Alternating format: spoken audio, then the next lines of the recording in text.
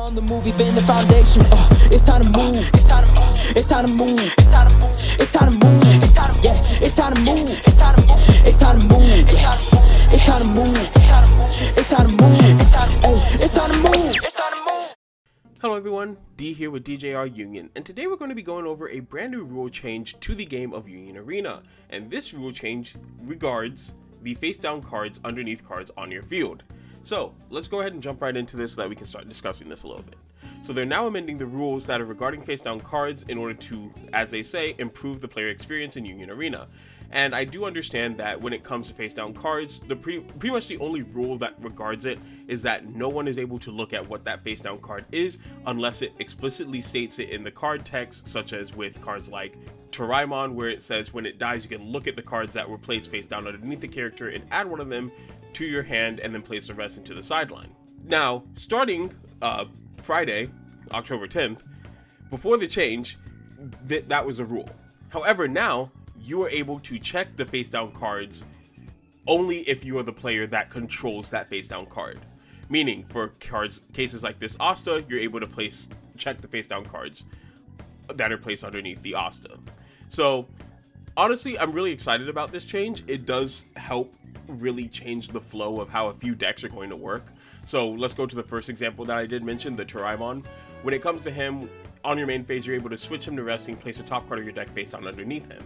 What this allows you to do now is you can look at that top card of your deck that is now face down underneath this Toraimon and decide if you're willing to sacrifice this Toraimon to get that card into your hand as quick as possible, or if you're willing to wait an extra turn for you to use this ability again to get another face down card underneath him and then check that one to see, hey, maybe that's another card I can use. So it does give a slight buff to specified slots because you're now able to control what cards are going to be underneath the card to an extent. You're still not able to like completely manipulate it, like say, yeah, I'm going to actually switch out cards or anything like that, but you are able to still take a peek at what's to come when this card does die, so that way you know what to bring to your hand.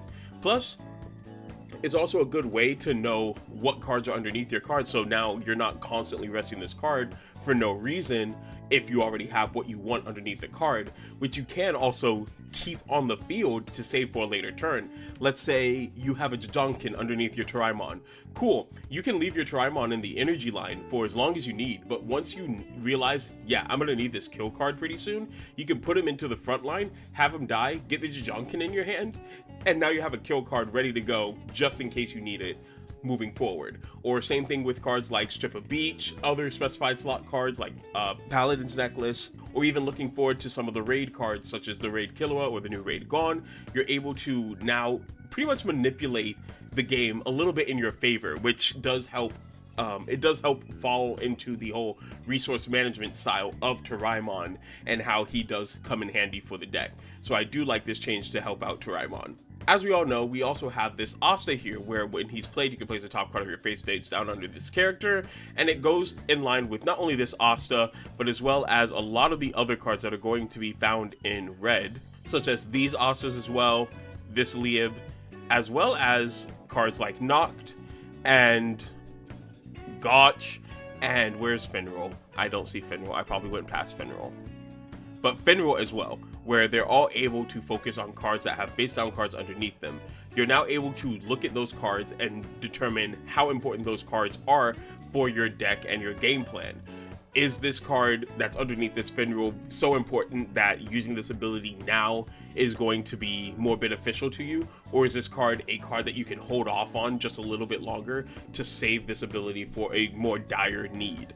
You're not constantly wondering what face down cards are underneath my cards on the field. You're not constantly in that thought process of, okay, I'm using my resources properly, but am I missing my Raid Asta underneath one of these cards? Am I missing my Noct, my kill cards, my finals? Like, what are underneath these cards? And honestly, not having to worry about that is very paramount, because now it's like, I now have the opportunity to look at the cards, determine what is underneath them, and be able to decide if it is their time to go into the sideline and then use a card like Emergency Meeting to get them back, or if I'm going to just lose the character outright or card outright and if it'll just benefit me to have the card stay face down underneath the character until I need it the most. And the last effect is one of the cards I went over recently in a video that was talking about some of the newer cards that were coming to Yu Arena in the Japan side of things, and it's going to be Yusuke Urameshi. Now, as far as things are concerned over here in America, we do not know what these cards are going to entail for us, so we're just going to be looking at this one card blind. And as it says here, when you play this card, you can place the top card of your deck face down underneath him, and on the main face you can rest him and then place a face down card under the character into the sideline, and if you do, you can choose one of the following effects to either reduce the required energy for the next raid Yusuke from your hand this turn by 1, or you can choose one other character on your field to gain 1 KBP during the turn. Both these effects seem to be really good, especially considering the cost for the Yusuke raid and the fact that giving a character an extra 1 KBP does come in handy, especially if it's a card that requires impact and stuff like that. Now, I'm not sure if there's going to be any type of card in this deck at this current point in time that's going to be able to allow you to get cards back from the sideline, or if there's a card that says, hey, if this card's placed into the sideline, like through a random character effect, even if it's not like a win sideline effect, like who knows what type of cards are going to be, but maybe there will be some use to knowing what this face down card is, because hey, maybe that face down card is something that you would rather have in the sideline, but still, no matter what, you're able to still check that card and have one less thought in your head. Now you're able to determine, okay, wait, this is the final card. My opponent has only seen me use 2 finals, but now I know that my 3rd final's here. So now I know what my predictions are for when I'll see another final, but my opponent won't. So that's really cool too for mind games. Like, I just thought about that right now, but yeah, you can also play mind games with card counts, like counting your own cards, making sure that you have the proper knowledge you need in order to make the rash decisions that you need to make during the game plan, versus your opponent who won't know the information that you know.